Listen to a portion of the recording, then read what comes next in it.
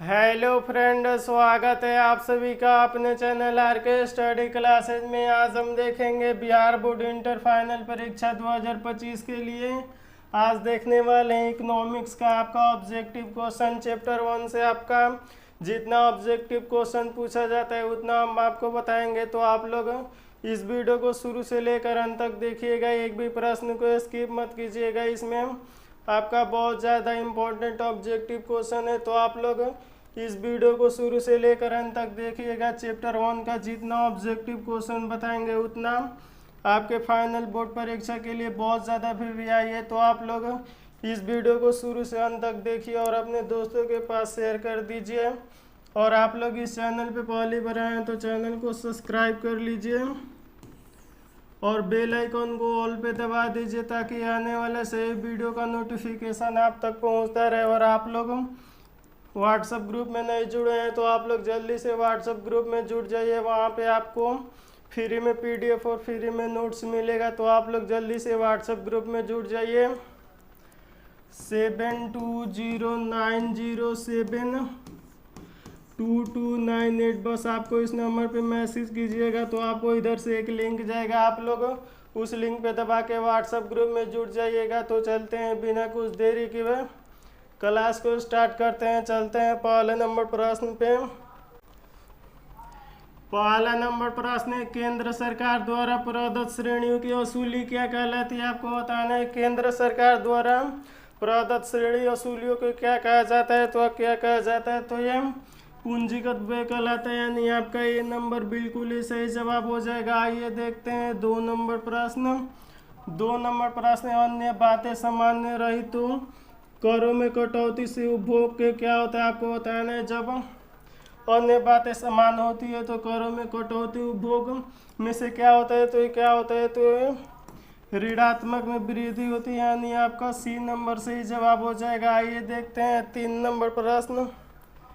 3 number प्रश्न है, खुली अर्थव्यवस्था का गुणक बंद अर्थव्यवस्था की अपेक्षा कैसी होती है? आपको बताना है खुली अर्थव्यवस्था का गुणक बंद अर्थव्यवस्था की अपेक्षा कैसी होती है। आप लोग जल्दी से कमेंट बॉक्स में बताइए कि कैसी होती है। तो ये कैसी होती है? तो ये छोटा होता है, यानी आपका बी नंबर से ही जवाब हो जाएगा। आइए देखते हैं 4 नंबर प्रश्न।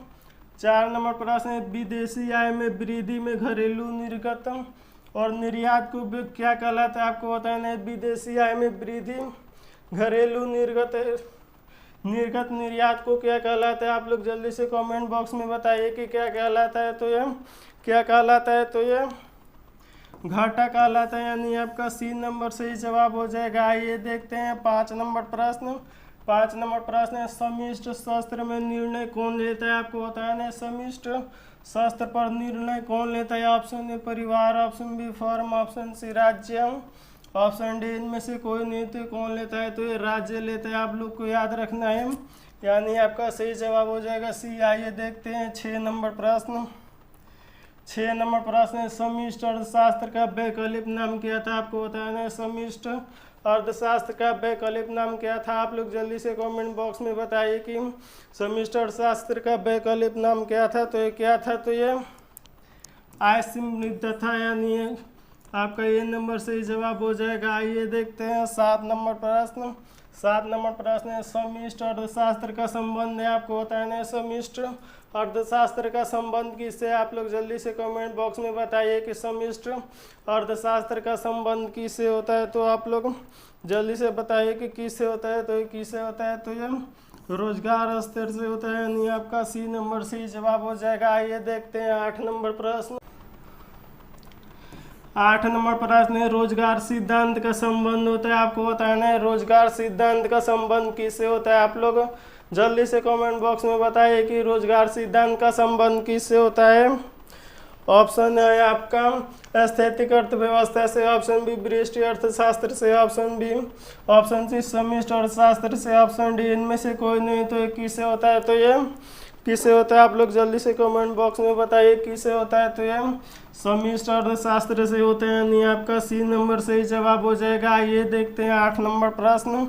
9 नंबर प्रश्न है, समष्टि अर्थशास्त्र के अंतर्गत निम्न में से किस अध्याय में किस किया जाता है आपको बताना। समष्टि अर्थशास्त्र के अंतर्गत निम्न में से किसका अध्ययन किया जाता है आपको बताना। समष्टि अर्थशास्त्र के अंतर्गत किसका अध्ययन किया जाता है, तो किसका अध्ययन किया जाता है, तो यह कुल उत्पाद का अध्ययन किया जाता है, यानी आपका सी नंबर से ही जवाब हो जाएगा। आइए देखते हैं 10 नंबर प्रश्न। 10 नंबर प्रश्न चक्रीय प्रवाह में शामिल है, आपको बताना है चक्रीय प्रवाह में कौन शामिल है। आप लोग जल्दी से कमेंट बॉक्स में बताइए कि चक्रीय प्रवाह में कौन शामिल है। चक्रीय प्रवाह में कौन शामिल है, तो ये कौन शामिल है, तो ये ए और बी दोनों शामिल है। वास्तविक प्रवाह और अवैधिक प्रवाह दोनों शामिल है, यानी आपका सी नंबर से जवाब हो जाएगा। आइए देखते हैं 11 नंबर प्रश्न। 11 नंबर प्रश्न है बचत प्रवृत्ति जिस परिवर्तन में के बारे में परिवर्तन बताती है वह होती है आपको बताना है। बचत प्रवृत्ति में जो परिवर्तन को बताती है उसको क्या कहते हैं। आप लोग जल्दी से कमेंट बॉक्स में बताइए कि उसको क्या कहते हैं, तो उसको आय के कारण बचत कहते हैं, यानी आपका ये नंबर से ही जवाब हो जाएगा। आइए देखते हैं 12 नंबर प्रश्न। 12 नंबर प्रश्न एक देश में विदेशी पूंजी के आगमन से क्या होता है आपको बताना है। एक देश में विदेशी पूंजी के आगमन से क्या होता है, आप लोग जल्दी से कमेंट बॉक्स में बताइए कि एक देश की विदेशी पूंजी से क्या होता है, तो ये निर्यात और उत्पादन में वृद्धि होती है, यानी आपका ये नंबर से ही जवाब हो जाएगा। आइए देखते हैं 13 नंबर प्रश्न। 13 नंबर प्रश्न है निम्न में से कौन आर्थिक मंदी की स्थिति का लक्षण है आपको बताना है। इनमें से कौन आर्थिक स्थिति का लक्षण है, आप लोग जल्दी से कमेंट बॉक्स में बताइए कि इनमें से कौन आर्थिक स्थिति का लक्षण है, तो ये कौन है, तो ये इनमें से सब ये उत्पादन गिरावट और औसत मूल्य स्तर से कमी और रोजगार के स्तर में कमी होता है, यानी आपका डी नंबर से जवाब हो जाएगा। आइए देखते हैं 14 नंबर प्रश्न। 14 नंबर प्रश्न अतिरिक्त मांग उत्पादन होने के निम्न में से कौन सा कारण है आपको बताना है। अतिरिक्त मांग उत्पाद होने के निम्न में से कौन कारण है, आप लोग जल्दी से कमेंट बॉक्स में बताइए कि ये कौन कारण है, तो कौन कारण है, तो ये मुद्रा की पूर्ति में वृद्धि होती है, यानी आपका ये नंबर से ही जवाब हो जाएगा। आइए देखते हैं 15 नंबर प्रश्न। 15 नंबर प्रश्न है पूंजी खाते में निम्न में से कौन मदद करता है आपको बताना है। पूंजी खाते में निम्न में से कौन मदद करता है, आप लोग जल्दी से कमेंट बॉक्स में बताइए कि कौन मदद करता है, तो ये कौन मदद करता है, तो ये सभी करता है, यानी आपका डी नंबर से ही जवाब हो जाएगा। आइए देखते हैं 16 नंबर प्रश्न। 16 नंबर प्रश्न अक्षों के केंद्र से निकलने वाली सीधी पूर्ति रेखा की लूज कैसी होती है आपको बताना है। अक्षों से केंद्र से निकलने वाली सीधी पूर्ति रेखा कैसी होती है, आप लोग जल्दी से कमेंट बॉक्स में बताएं कि सीधी रेखा कैसी होती है, तो ये कैसी होती है, तो ये 0 के बराबर होती है, यानी आपका डी नंबर से ही जवाब हो जाएगा। आइए देखते हैं 17 नंबर प्रश्न। 17 नंबर प्रश्न है व्यापार संतुलन का क्या अर्थ है आपको बताना है। व्यापार संतुलन का क्या अर्थ है, आप लोग जल्दी से बताइए कि व्यापार संतुलन का क्या अर्थ है, तो ये कुल क्रेडिट तथा डेबिट होता है, यानी आपका सी नंबर से ही जवाब हो जाएगा। ये देखते हैं 18 नंबर प्रश्न।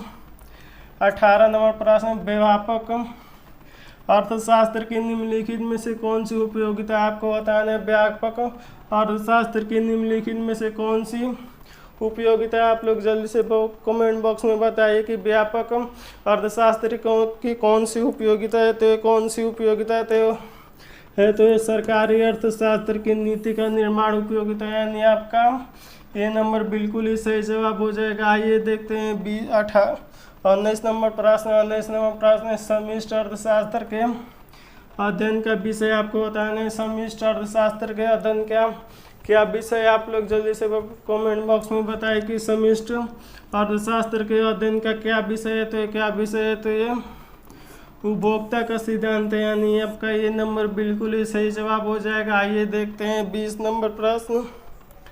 20 नंबर प्रश्न है पूंजी के स्टॉक की वृद्धि कहलाती है, आपको बताना है पूंजी के स्टॉक की वृद्धि क्या कहलाती है। आपको जल्दी से बताइए कि पूंजी स्टॉक की वृद्धि क्या कहलाती है, तो ये क्या कहलाती है, तो ये पूंजी निर्माण कहलाती है, यानी आपका ये सी नंबर बिल्कुल ही सही जवाब हो जाएगा। थैंक यू बाबू, फिर मिलते हैं अगले वीडियो में, तब तक मन लगा के पढ़ाई कीजिए। Take care and bye.